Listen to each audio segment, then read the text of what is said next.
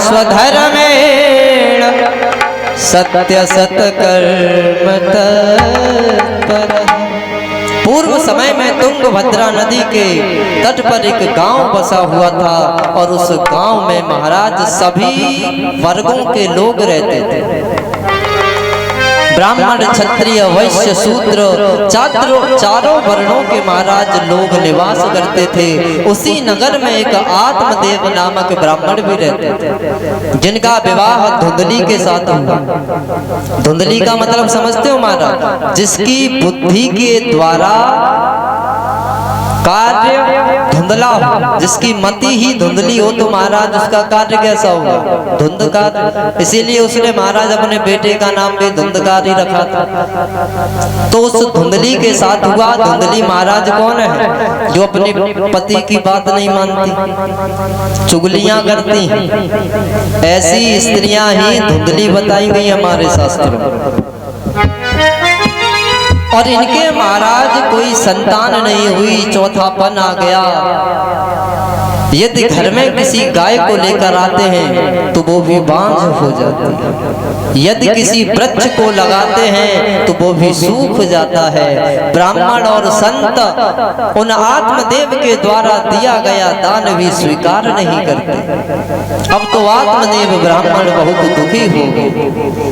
जिस प्रकार महाराज त्रेता युग में राजा दशरथ संतान पाने के लिए दुखी हुए, आज आत्मदेव ब्राह्मण भी बहुत दुखी हुए और अपने घर से निकल पड़े। कहा कि मेरा यह जीवन ही व्यर्थ है जब मेरे द्वारा कोई कार्य ही सफल नहीं होता।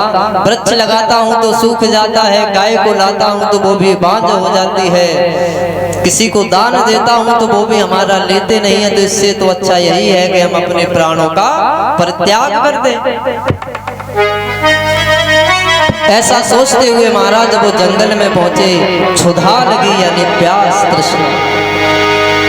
एक कुएं की मुड़गारी पर महाराज बैठ गए।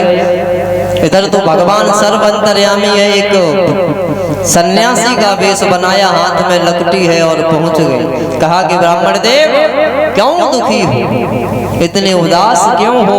तो आत्मदेव ब्राह्मण ने कहा कि हे प्रभु, मेरे कोई संतान नहीं है और आप तो परम तेजस्वी ओजस्वी संत हैं, तो आप ही हमें एक संतान प्राप्त करवाएं।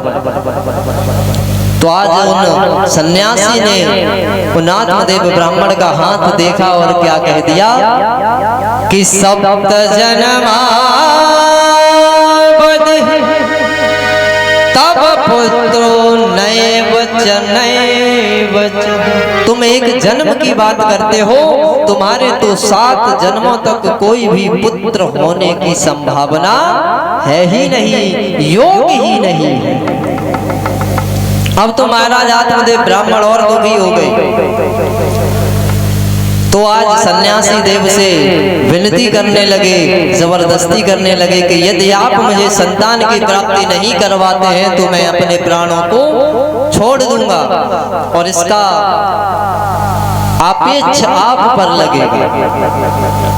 तो सन्यासी तो महाराज संत हृदय नवनीत समाना, बहुत कोमल हृदय के होते हैं। दया आ गई, एक फल लिया, अभिमंत्रित किया और दे दिया। कहा जाओ इसे अपनी पत्नी को दे देना और उसे नियम समझा देना, 1 वर्ष तक किसी से झूठ ना बोले, चुगली ना करे, किसी पर क्रोध ना करे, भगवान का भजन करे, भक्ति करे, तो समय आने पर उससे एक सुंदर पुत्र रत्न की प्राप्ति हो।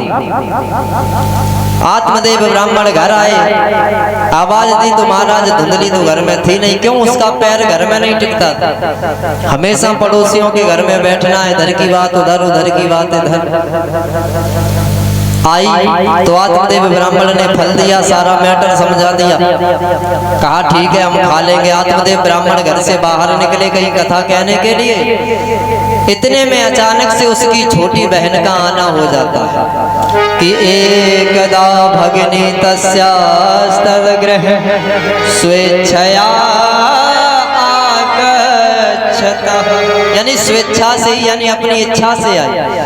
और जब आई तो उस धुंधली ने अपनी बहन को सारा वृत्तांत बताया।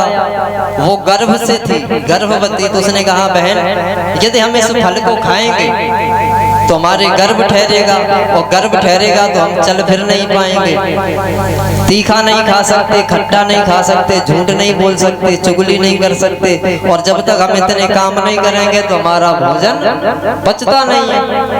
बोले अच्छा, वो कष्ट भी बहुत होता है। बोले हमारे बस से तो बाहर है, पर कहीं फल खाने से भी संतान पैदा होती। बोले अच्छा, तो ऐसा करो, ये गाय भी बांध है, ये फल इस गाय को खिला दो, पता चल